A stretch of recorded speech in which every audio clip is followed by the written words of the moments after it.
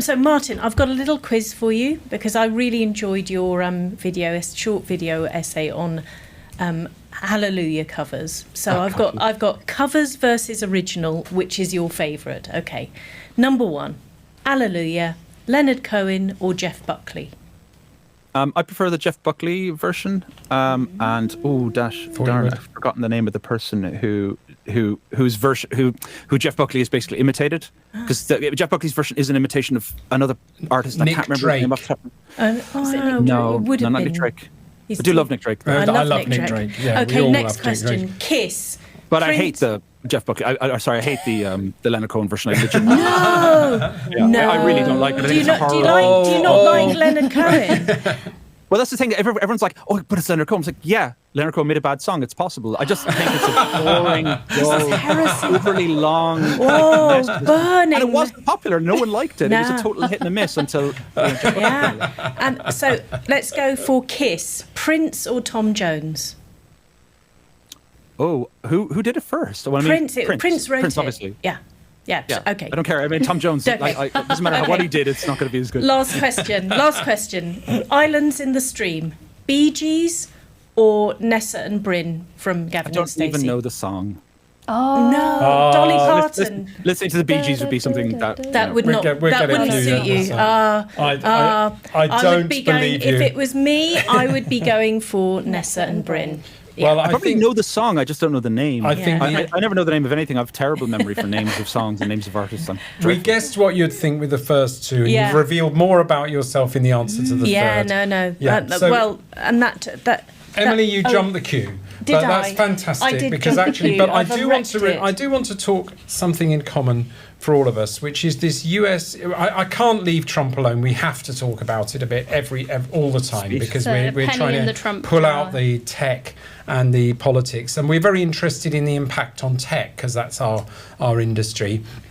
The UK-US trade deal that they're muttering away about, so that hits something. It has a potential tech impact on the NHS, and there are three things that I'm interested in there.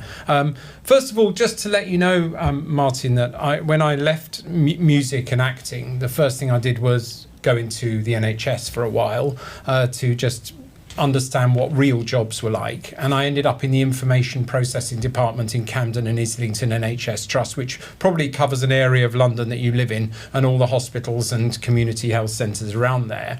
And 25 years later, my daughter Alice ends up going into the health service as well. She lasted about 13 months before her nervous breakdown, and I had my nervous breakdown after about 12 months. And just the whole thing was about who's the winner there? And the whole thing was about the crap tech that's in the NHS and how you really do need better tech to make things happen. You know, you can go to Heathrow and get a flight with better tech than you do to check in for an operation. I mean, Alice, what was the password policy in your local trust? Oh, which one? I mean, there's just so many horrendous. Okay, without revealing the actual password, would it be true or false to say that you could access the entire adult and children mental health records in a county with a single password across all users? Maybe. I wouldn't possibly. Can't possibly reveal that. No, sorry to put you on the spot. Terrible information. Yeah. Were you allowed to put it on a USB stick and leave it on a bus? Oh my God. Well, the thing that drove me absolutely crazy, right? So we have all this training about, GDPR and confidentiality, very important stuff, which is very like, you will go to prison if you get this wrong, and you will deserve to go to prison, and everyone's like, okay, yes. And then at the same time, the software that is being used is like, oh, guys, good news, we're updating to 64-bit, woohoo! And like, it was just breathtakingly terrible. And I would say that most of your job I was a practicing speech and language therapist, so a clinician, 50 to 80% of your job is like phoning up someone's GP and being like, please, can you send us all their health records because our software isn't compatible with your software, so we don't have the same records. And then they go to hospital, and then you have to ring the hospital. You have to phone them because, if you email, you will just never hear back. And that's the only way of requesting information. And it's like, what happened in the hospital? How long did they stay? Please, can you send us this report? And it's like, rather than just going and seeing your patients and actually helping them. So Martin, you're quite rightly taking a very critical look at the movement in tech and big tech, particularly in those big companies. At the same time, the UK government is trapped in having to do this deal with the US and fix the NHS. Where are we going with this? Do you think we're going to end up with USA tech fixing the NHS? I mean, I don't know. I mean, like you had, like Microsoft is obviously heavily involved in the NHS at the moment. I know that they use Outlook and they use Teams, their version of Chromium and Teams and everything. Are you a fan of Microsoft? Well, having worked for them, I have a kind of a nuanced attitude towards them. I mean, I'd agree. On the one hand, I was there while we were trying to get while we were struggling with GDPR, and I remember how seriously they took it and how much they drilled it into us. This is super important. And at the time, we were all just like, more work to do. We didn't really quite appreciate how important it was, because back then I wasn't really paying too much attention to the privacy stuff like I do today. I think many people weren't. The other things like accessibility, Microsoft had a rule that nothing could go into Windows unless it passed pretty strict accessibility guidelines for people who are, with vision impairment, not just people who are blind, any kind of visual impairment or mobility impairment. And our two of the products I worked on were delayed specifically by months on end because they didn't pass those guidelines. So they take a lot of this stuff quite seriously.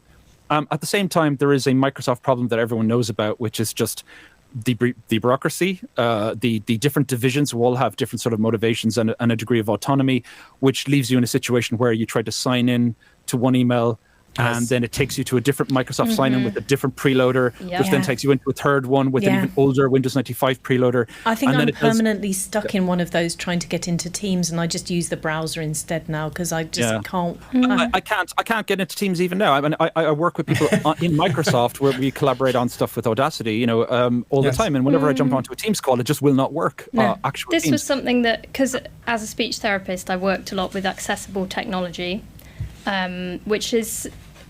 it's just amazing because you'll have something incredible, life-changing, like an eye gaze tracking piece of software designed for someone who's had a severe brain injury, and it's got a really intuitive user interface, and it's really easy to use, but they can't remember their password because they've had a traumatic brain injury, so they can just never use the technology. And it's just these little things that it's like, I always think of you and your video, it's like the you've done something wrong message, or these barriers that we completely take for granted, and then to somebody whose experience we haven't thought about, it's just it makes the software unusable.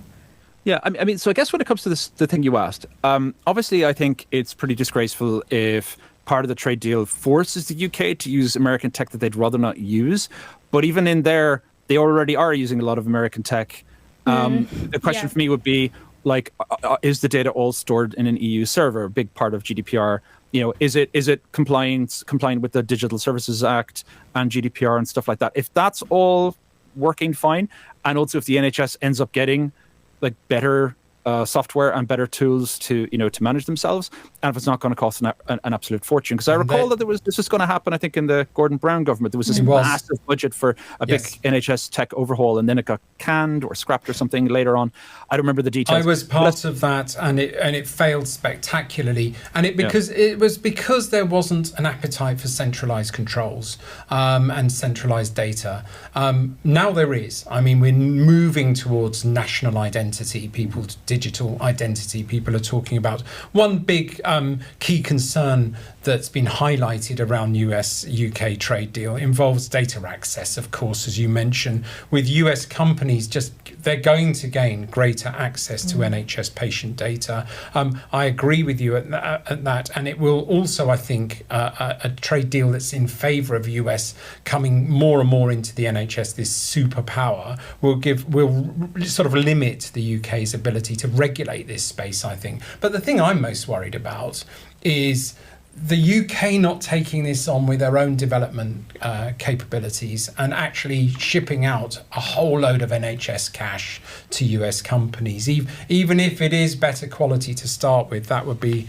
I think, an opportunity lost potentially forever. I don't know. I really don't. I mean, like governments, I sit somewhere so much in the middle on these kinds of questions. Governments trying to pick winners, and especially governments trying to lead software projects.